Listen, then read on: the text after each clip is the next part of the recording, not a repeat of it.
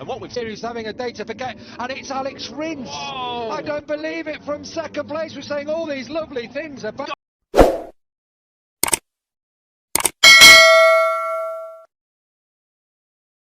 Going to allow Mir through into fourth. Excellent start from pole position. He wanted to get away at the front. It's not going to be. He's top Yamaha in sixth place ahead of Frankie Moore. He had to back out of it. Whoa, Mir's straight away under Marquez in turn 10. Oh, no love lost already between them.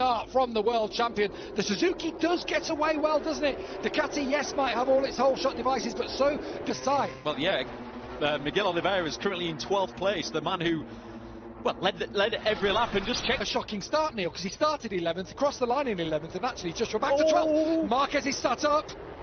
Was that just runs in and touches the back, as we see all Mir. If they weren't friends before, that's getting worse and worse by the minute, isn't it? The relationship between the pair of them. Probably up to 13 as they drop down towards 14 once more. It's a Ducati from two Suzukis. It looks like Espargaro is attacking. Question marks about Mark having been out for a year. Have the others raised their game? Have they risen to the challenge? Will they be Frankie Morbidelli trying to hold off the South African? And he does so well, the Italian.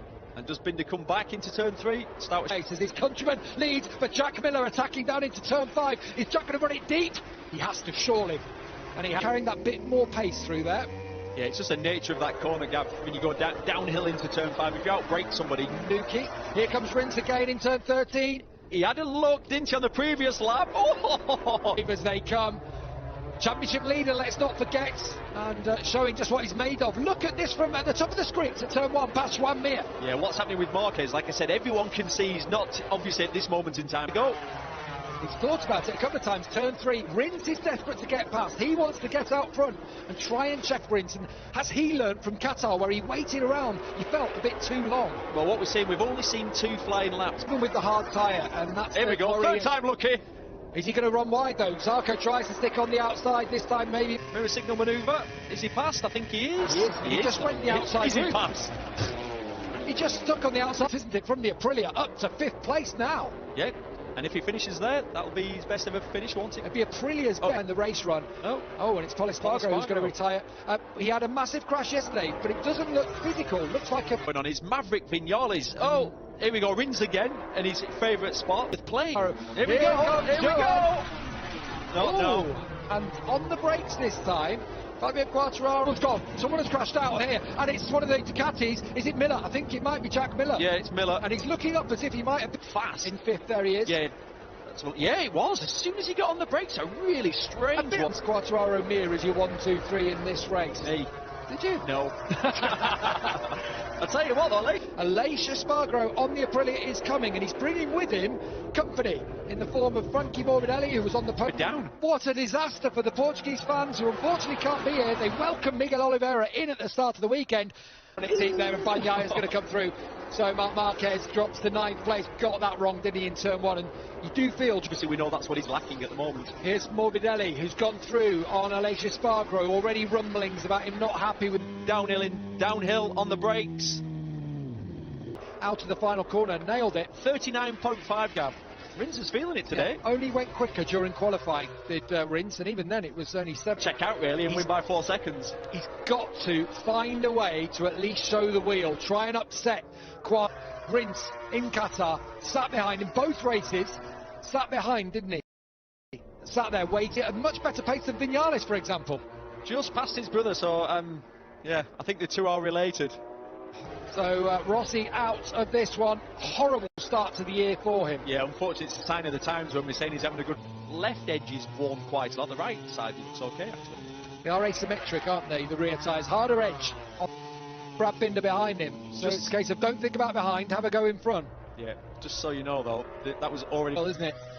Yeah, so up through Craig Jones, it levels off, there's no camber here, so that's so easy to do. We've seen that catch a lot of people out this weekend. during practice was one. Just over 9 laps remaining. Oh, this is interesting, Neil. Track limits warning for Frankie Morbidelli, and another one actually. And it's a clear issue. And that's what we learned. Oh, and Maverick Vinales is getting a track limits warning also. So 2 of the Yamahas. Side, In the past, you always knew, Gav, when you'd gone off the curb, you can feel it. You can feel the edge of the slow-mo footage, and obviously the sensors in the curb detected that a part of his tyre did actually touch it. So it is difficult. Direction, we'll say, just to be a bit of a stickler about it. But with we're definitely getting a better Portuguese Grand Prix in terms of the lead, aren't we, than we did 5 months ago. We did get a great... Marquez has managed to get into some sort of rhythm now. Now, with less than 10 laps to go, I think he could see the finish line. His lap times at the front, Gav. Almost identical, 1,000. Respect here for both these riders at the front. Quartararo is throwing everything at it. A little bit of fight occasionally. Well, he's proving it that he's got it today. Good to see.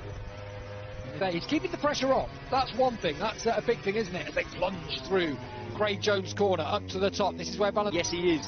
But every time you see your pit board and that gap stays the same, or it's coming down a fraction, every lap that goes big lead, you're constantly battling with these inner thoughts. Do you know what other inner thoughts, though, he'll get if he can do this? Well, unfortunately, we're seeing the same Maverick Vinales has appeared in 2021. And all those positive words we've heard before the start. For an answer to solve his problems, but unfortunately you can't replicate being in a race in a pressure situation.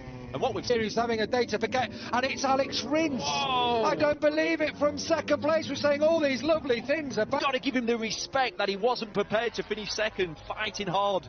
And it's an easy corner to crash downhill off. I feel for him. You've got to feel for Alex Rins in this situation. Do you know what he's done there? He's not settled, has he? He's not said, I can't... He's going to look at his pit board, look at that Rins out. You've got 3.8 seconds. Basically, you can knock half a second the lap off, and he pushed on the pace. Rins tried to respond, but he'd broken him, and we talked about broken his spirit. Unfortunately, he's broken, but he's not going to score points, even if he wanted to. Right, we go on board with Johan Zarco and Pecco Bagnaia from 11th on the grid. Absolutely. Well, he should have been starting from pole position if he'd not gone past that yellow flag. But yeah, he looked fast all weekend. Certainly had the put in some really hard work. Oh, Zarco's gone. Championship leader, he's down. I was just watching him, Gav. I saw the down. Fabio Quartararo not only will take over the lead in the championship, but it will 21 points the gap between them. Let's go on board and watch this one, Neil. Over the crest, it flattens out. Yeah. You see the back fishtailing. Oh, you saw it. Give him the warning sign. It literally said, the front tyre talks to you. You brake in and it's going flap. And who can blame him? Who can blame? What a feeling that is, Gav. When you go over the line and you see, you basically go over the line and you think, I've got this. Stay with Quartararo, but he dug in, he grit his teeth. And eventually just pushed over that limit. And it had to be at turn 5. Richard Spargo, who's currently in 6th place, just 0.7 of a second behind 5th Brad Binder, has set his fastest lap, and his pit board is just do, 5 laps to go, 5 qualifying laps. Yeah, absolutely. Just bite the screen. Quartararo, 5-second lead, just under, ahead of Pecco Bagnaia with 4 laps to go in the Portugal. Fighting. Well, they are all closing in too, as you saw there. Morbidelli nearly 2 tenths quicker than Mir. Mir has struggled, hasn't he, later on in this? He's running it till the end of the race. The Ducati, for some reason, they seem to be able to get a softer tyre on the rear. Long walk back into your pit. Nothing to be ashamed of. Easily done. It was yawing, wasn't it? It was. Okay, if you'd have finished 4th, you'd still be leading the championship. It's like, but then, if you drop back, the team then complain. Actually, the reality don't. 3 laps to go when they cross the line. Quartararo in these final 3 laps. I'm chuffed for Frankie Morbidelli, I have to say, after a rotten start to the year with the problems he had in the first race, media at the way they started the season, criticism at Yamaha for not giving Frankie the factory. Irritating me. I can't hide it. Not subtle, is it? No. It's not a coded message, is it? From probably understood it. Quartararo's on top of the world and challenging for the championship. As we go on board with Bagnaia looking back at me, the factory team. So what am I doing here? What other options are there for me? And you can't blame him for exploring them. The good news is able to make work. So Bagnaia, just a little wobble from him as they head through 2 and up to motorcycle, this new chassis. This action about a sports psychologist. He said he has been so honest. I loved it how he spoke at the start of the year as Bagnaia a little bit last year. The prospect of leading a championship, I'd never done it. It's not like Mir, not like Marquez, who've won them in the lower classes. And talk it through, and it seems to have it working. I tell you what, Pecco Bagnaia has responded, hasn't he? He has. But at this moment in time, no one's close enough to have a lunge. If they do, it will not end good at all. So Majestic, hasn't he? Inch perfect this time in Portugal for Fabio Quartararo. Remember the race from him?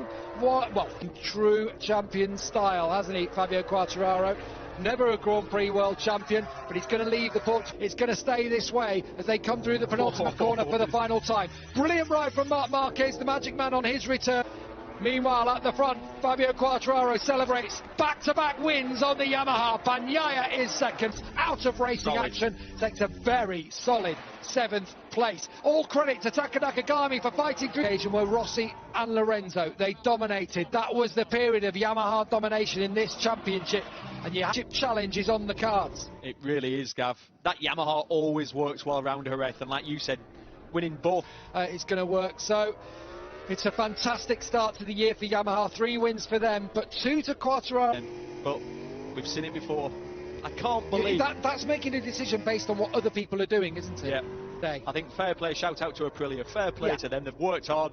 Kind of celebration. Do you think he's happy? happy? It. New chassis, new engine, new swinging arm, new aero package. Yes, it worked in Qatar, but we know Alesia's a bit special around there. Well, I want to point out Enea Bastianini, who had a personal best lap on the last lap of the race, and 9th place for Bastianini. The 10 finish, fair play. How's he going to be feeling now? He he said before, I feel he's been really honest about it, knowing what his arm's capable of, a little bit of work on the muscle. I was about to say, would you bet against him being on the podium at the next race? Like, he can't even move that arm. Onto these MotoGP bikes, they are violent. With different muscles than you normally would be. He's riding. Michael spotted in 2 weeks' time. Credit to the world champion, Joan Mir, picks up some vital championship. No. Yeah. Suffer, and that's the aftermath of. But